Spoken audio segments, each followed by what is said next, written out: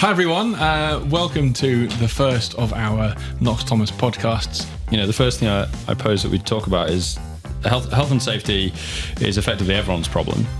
And we're all engaging with health and safety all the time, whether it is being at home or actually in the workplace, which is evidently more risky. But John, what did we see today? We were out in the car. 2 clangers. Yeah, they were quite impressive. You know, I often scroll through LinkedIn and spot people being able to kind of record these clangers, and I think we had 2 prime ones today. So what did we see? And no camera. And no camera. We saw, this is really annoying, hang on.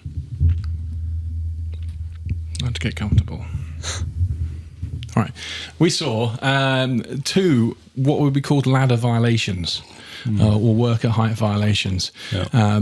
As I say, both involving ladders. So the first guy was...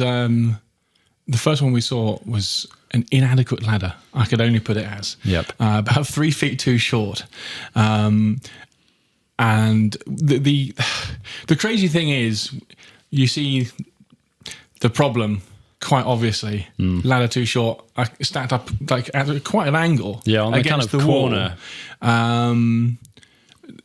But on their van, they had 3 other ladders that would have been absolutely perfect for the job. Yeah, I mean, this one was probably the most accessible, wasn't it? It was probably the one that got there first, was on top of all the other ladders. Yeah. Yeah, so it was a bizarre thing to see, and the proof was in the pudding, I would say, in that we saw it, we said, that's rubbish, and then lo and behold, the poor bloke on the flat roof was struggling to get down the ladder and find it with his legs, because it was about 2 feet below where it needed to be. So that was the first thing we saw, and then the second one we saw... again, pity we didn't have the camera ready, but you have to laugh at these things, don't you? It was probably, I'd say, double stage, triple stage ladder. Yeah, I'm not sure. I think maybe double, but at least 40 feet up. It was I would a long say ladder. To the top. Guy stood on it about 4 or 5 rungs up, and his mate holding it on the other side. You must have been pretty strong. So, yeah, absolutely. So they could move it up some. Yeah. So these are things which seem like the right thing to do at the time, trivialities, but it doesn't take much for them to become something a lot more serious. Falls from height, obviously, are the leading cause of fatalities in the UK workplace. And I mean, those could have gone south very quickly, both of those. Yeah, 100%. And that's what we're here to talk about today.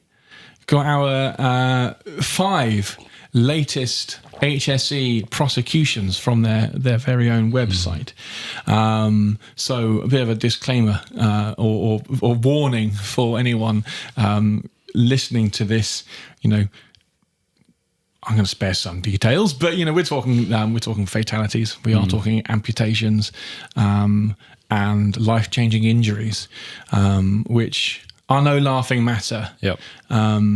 So fair warning to anyone listening. So we've got a man crushed by an 800-kilo steel pallet, a man killed falling from a church steeple, a man who lost 3 fingers on a table saw, stone cutting firm that failed to protect his workers and got fined by the HSE, and a food preparation firm that also got fined by the HSE following 3 accidents that occurred in 1 year, with things ranging from having fingers amputated to arms being drawn into rollers.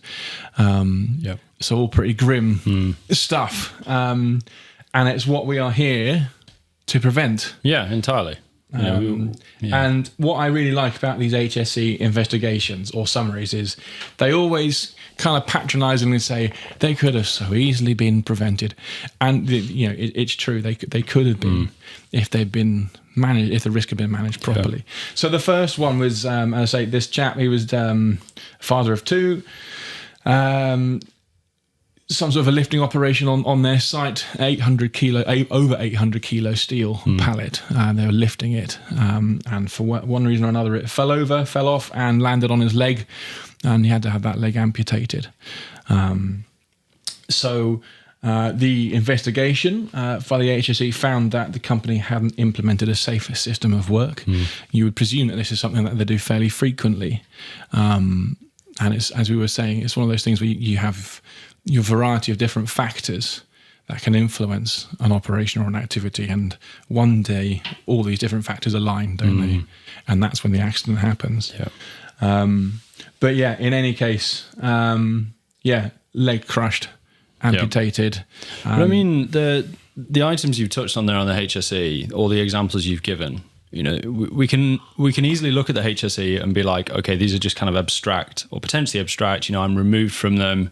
These are freak incidents. But I mean, we've seen two potential incidents today, and both you and I, to varying degrees, have seen things not shy, if not very similar to some of the things that we've listed out there. So these are realities. They're not removed from the workplace. You know, you and I have got kind of differing roles within health and safety. We see kind of different plant and equipment and operations, etc. But to some people out there, or potentially people listening, they'd be like, you know, I've never heard of these incidents. You know, they've never happened to me. They've never happened within kind of our workplace. The HSE feels like, you know, maybe they're just scaremongering. You know, they're just picking these incidents that are quite big. They're putting them out there. I haven't had any problems. I haven't even heard of kind of anyone in my industrial estate where there's been any problems. But both you and I, you know, we haven't been in every factory in the UK at all, anywhere near. But we've been in a handful, or maybe more than a handful, and both you and I are aware of incidents very similar to a lot of the ones that you've just identified that have happened there. So, I mean, I think part of this is understanding the reality of the consequences of actions, but also how close those incidents actually are. Yeah. And I suppose from our own, you know, I haven't seen or been kind of on site when anything particular has happened. You know, my kind of role has always been, there's something has happened, an incident has potentially happened, and then we've been invited in to have a look. You know, what are the other areas or the other potential pieces of machinery that are being used that could cause similar issues, or what are the implementing measures that should be put in place? But yeah, my point being that these listed things are closer to home than I think maybe some people listening to this would actually realise. I mean, I think we've all, whether we care to admit it or not, we've all probably had instances where something happens and you go, oh, good grief, I was lucky there. Well, I got away with that one. Yeah. And just one factor that could have been different and the outcome could have been catastrophic. You know, we've all been there, whether that's through accident or you know, in intentional actions. Yeah. So you're absolutely right. They're closer to home than we realise, for sure. Yeah. And it's a lot of the time, and kind of depends on your industry. It's not a question of if an accident's going to happen, but when. Entirely. Especially if you aren't taking it seriously enough. I guess that brings us on to our second point here, our second story. Okay. So this one is concerning some steeplejacks. They were working to repair the roof of a church, or the steeple of a church. So we're talking probably 100 or so, 200 feet up on a big spire. And it looks, by the investigation, like it's some old boy type of outfit who have been doing this for 50 years or whatever and haven't really changed their methodologies or their actions. So unfortunately, one of the chaps who was working on the steeple did fall and he did die. But that is tragic. We can't get away from that. But when you look at the detail, it's kind of... And that was an accident waiting to happen. So this guy, he was sitting on what's called a bosun's chair. Describe that to us. So a bosun's chair is... It's almost laughable because the very name harks back to people climbing riggings on pirate ships. It's a plank of wood that you sit on and it's suspended by two ropes. And there's no fall arrest on there. There's no strapping in onto it. It's literally you're sitting. It's like a swing that you'd hang from a tree. So this guy was suspended probably 100 foot up on a church spire in all elements, doing work. So he would have had tools with him as well, and materials. Sitting on this bosun's chair, and he fell. Simple as that. And it could have been avoided if you just had some sort of a harness, a sit harness. And a bosun's chair, you know, you suggested there that it's the sort of thing you would see on a pirate ship. So, I don't know, how long ago have we kind of moved away from such systems of access? Yeah. It beggars belief, doesn't it? I mean, there are so many options, and it's kind of obvious if when you look at it, like how risky it is, and it speaks volumes about the people as well doing it, like how little they value their own lives. That they wouldn't think, do you know what? I'm probably going to hurt myself. Yeah. I might just spend £100 on a harness. Yes. You know, I mean, obviously there's more to it than that. You got to buy the rigging and the tackle and all that stuff, and get it set up, and there's a whole myriad of other things to do with it. But your life is worth it. And yeah, this is a guy who's no longer with us. When we talk about the Swiss cheese effect on that one, so I suppose the Swiss cheese. The idea that you've got multiple layers of any system, the holes in the cheese are kind of faults. You don't notice the faults if the holes don't align in the next slice of cheese, but you could end up with a scenario, depending on how many holes you've got and how big they are, they all align, and then the catastrophe occurs. So what are some of the slices of cheese in this scenario that could have been addressed, could have been looked at? What would that look like? And in terms of what the factors that influenced him falling off, essentially. Yeah. And how it could be prevented. Well, you're not going to change the weather. Working up there, you got the wind and the rain. But in those situations, you just abort it, wouldn't you? You just say, not doing it on this day. This is crazy. Yeah. That would be a big one.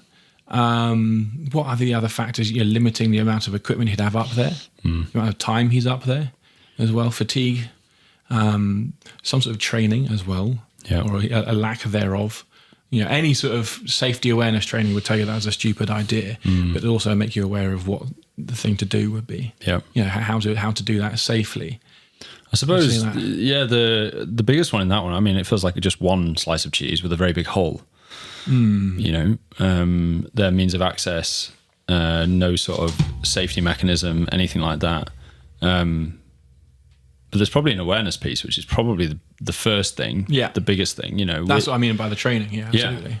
We're without, and that's when you start to get into the items of culture, which is often a big item within kind of health and safety within businesses. And absolutely. I think it's probably a different podcast entirely, the culture of health and safety. But as the HSE would say, easily avoidable. Absolutely. 100%. And there's a knock-on effect. I mean, that business won't be operational now, or I don't imagine they're finding it very easy to, and the families will be distraught. Probably, children and grandchildren no longer have their grandfather with them or anything like that. Absolutely, a story that they won't forget. No, exactly. So that brings us on to our third story of the day. So this guy, and this one's an unfortunate one because this chap was probably, he was doing what he was told to do. Yeah. So this guy, and it's the failings from management in this case. So this guy, he was working on a panel saw. They call it a panel saw, table saw, whatever. Basically, a table with a saw on it. And they were ripping the timber down lengthways. But they didn't have the capacity to do it in a single pass. So they were taking, I guess because the timber was too thick for the saw itself. So they were taking it out, turning it over, doing it again. And on the second pass, he just took his middle three fingers off. And the investigation found that the saw was basically inadequate for the job. And this is an interesting one because this kind of falls into the CE mark, the pure sort of remit. Entirely. That assessment would have identified that it wasn't suitable. It could be a safe machine, for the task it's intended for. But if they're trying to do something on it that isn't within its capacity, then it's then going to become unsafe. Yes. And I mean, there's an interesting question there, and we were chatting about this earlier today almost, the frequency at which you do your pure assessments. So is it the case that a pure assessment was done on that circular saw and they were using it within its designed limits, and then, I don't know, operations got them to cut through thicker pieces of timber, and then they just continued to use the stuff that they had? It'd be interesting to think about what the triggers would have been in that scenario to complete another pure assessment. But also, it is depending on kind of how you're doing your pure assessments, who's doing them, etc., to understand the process and how what the potential misuse cases could be, and to document the limitations of the system. So in that one, there would have been a limitation to the legitimate use of that machinery. It would have been that the timber is this thick. Anything greater than that, this machinery isn't appropriate for. I mean, when you're out doing pure assessments, it's often interesting. You want to be engaging with the operators, but really you want to see the thing in use. Because the operators can say one thing, and in their head, they're operating within the correct parameters. And they'll tell you what you want to hear as well. And there'll be a combination of that as well. And then when you actually see them using it, or I mean, I was on site relatively recently, and the piece of equipment was in commissioning, and you could tell that the people who were involved in the commissioning were the manufacturers, and they are going to be treating the machinery differently to how the end user is going to be using it. But the thing with the manufacturers is they know how to potentially manipulate the machinery. They know kind of the shortcuts because they're in setup. Yeah. And it gives you an immediate insight into, you can do that with the machine. And often when you're doing pure assessments as well, things like, you'll spot things like there'll be a bucket upturned, located just there. And the question is, well, why? Why is that there? And it might be completely harmless. It might just be some poor housekeeping. Yeah. Or it might be because people stand on that to get access to this thing, which they shouldn't be doing. So it depends, what depth of question are you asking, and who are the people who are operating the machine at the time of doing the assessment as well, to be able to kind of sniff those things out, because they're the things that you're trying to find. Yeah. Yeah, you have to have a good investigation head on you. Yeah. And not just take things as they're described, or as they first appear either. For sure. Yeah. Because I think the holes in this piece of Swiss cheese, when we're talking about this machine, there's probably more slices of cheese. Maybe this should be the Swiss cheese podcast. And the holes are a bit smaller. Yeah. Yeah. Sorry. What did you say? Sorry. The holes are a bit smaller. The holes are a bit smaller, and I think there's more slices of cheese. Yeah. In this one. Yeah, absolutely. I mean, this would have been something they've done over and over and over. Yeah. And on the face of it, it's not unheard of to do this in many workshops. Yeah. It comes down to improvisation, doesn't it? When you deviate from procedure, or if you don't have a procedure in place, you're improvising. Then you're trying to work out how to do something, and that's where errors occur.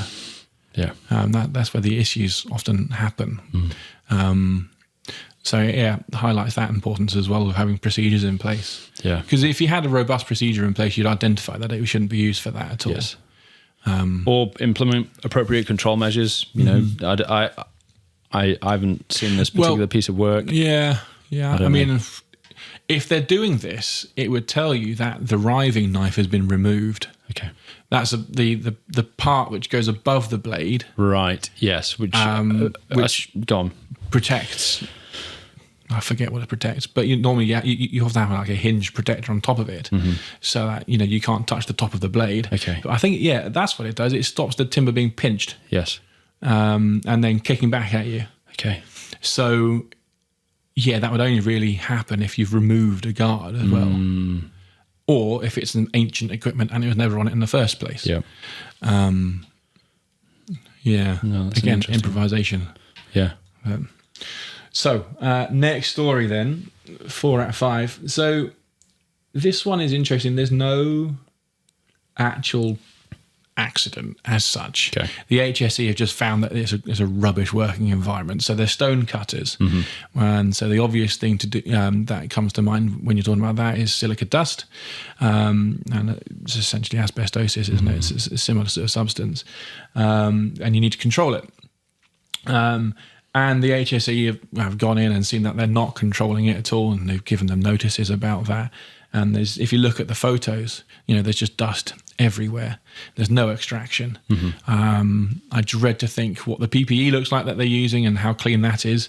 It's probably not even worth wearing because it's probably got the dust on the inside as well as the outside. Well, it's probably not being worn. Well, again, you would hope that people have a greater sense of self-preservation and actually wear it. It's not like it's the Far East, where they come out caked in dirt and stuff. But in any case, a failure to educate people means that people aren't aware of the risk as well. There's a lack of risk perception there. Yes. There's lots of things that can affect risk perception, lack of training, just immaturity if they're young, but if they're older as well, it's just, this is how we've always done it. Yeah. Or I'm so old I don't give a crap if I die tomorrow anyway. Yeah. My ship has sailed. Yes. But in any case, there's lots of things can affect that. But so the HSE, what do they do? Find a total of just under 20 grand after repeatedly failing to protect workers. The repeated, that's an interesting one there. Yeah. So the HSE went in there, gave them what for, and with a deadline, and then they hadn't done anything about it. They just ignored it. Yeah.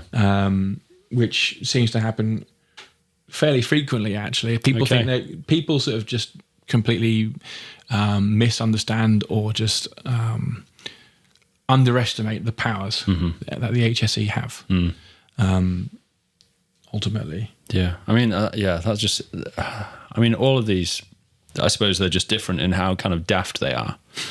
This one's just, it's not even ignorance, is it? I mean, because my point previous to you saying that the HSE had been in multiple times and they'd been pre-warned of it is an awareness and training piece, because, okay, fine, you could have a workshop where, the guys are in their 60s or approaching, this is all they've known. I'm aware that like the HSE have had a big push for kind of silica dust, but one of the reasons I know that is because I'm on LinkedIn. And the HSE have been pushing it for a good number of months. Now, those guys probably aren't on those platforms. I'd be very surprised. It'd be bizarre if they were subscribed to the HSE and they weren't aware of this. I don't think you could be subscribed to the HSE and be that blasé about safety. Absolutely. So the training piece and the awareness in there is an interesting one. Well, what's really interesting is one of the sort of the final parting notes in this investigation is that the HSE inspector said yada yada yada yada. The company failed to take the initiative in health and safety matters and seek guidance, instruction, and competent advice.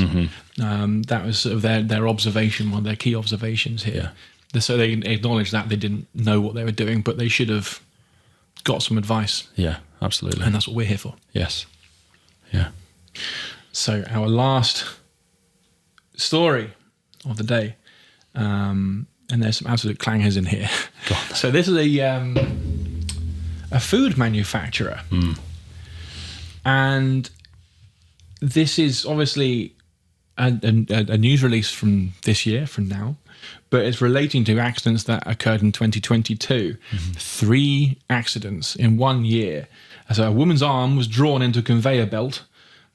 She suffered 2 open fractures. That's where the bone actually sticks out. Oh wow, that is a serious conveyor. Yeah, and permanent nerve damage to the hand. She underwent 3 operations and the insertion of 2 metal plates to repair the damage. And then, nearly a month later to the day, a man working at the company's site was injured after becoming trapped in a mechanical mixer. That's often like an auger. Yeah, they are big as well. And they just don't stop. No. And they don't care about anyone. They're designed to be cutting through dough. Dough can be thick. Yeah, so he was attempting to repair the machine when the lid of the mixer dropped onto his left arm. Neither the supervisor or manager on call were contactable, and the employee was stuck in the machine for about 90 minutes, eventually being freed by the fire brigade. Was the machine running? Yeah, it must have been. Oh, wow. The man suffered an open fracture to the arm, as well as other fractures and nerve damage in the left forearm. You hear about like farmers and have these augers in the bottom of their cow sheds, and they're open sometimes, and they accidentally step in it, and that's it. They're gone. In they go.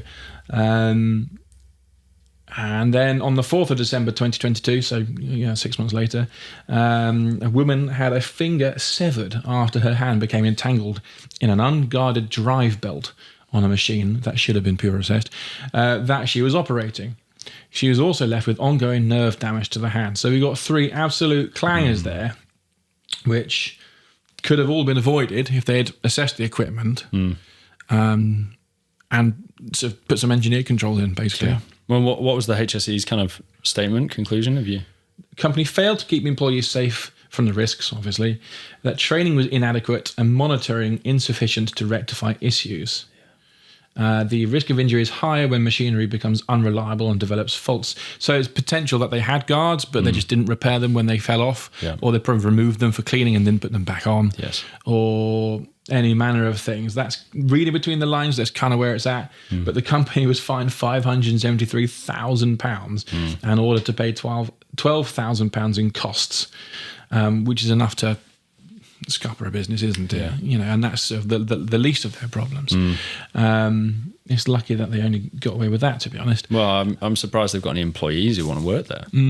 Well, yeah, with an accident track record like that. But I think desperation and ignorance come into a lot of things, don't they? Yeah. Depending on where these places are. Yes. Unfortunately. I mean, if you've got a high turnover of staff, that knowledge might also be lost as well. Actually. Yeah, for sure. Yeah, I mean, definitely. I mean, I was consulting at a site in Telford, and they did various different manufacturing processes there, but they had sort of open augers and guards missing and sort of extrusion systems and all that sort of stuff, and their turnover was high. Yeah, they didn't have any accidents while I was helping them, to my knowledge. But it was just waiting to happen, you know. And as you say, the turnover was really high, so they probably didn't understand or weren't really aware of what could have happened. I guess. And I mean, it's hard to train people as well when you've got such high turnover and a small management keep that team. Knowledge.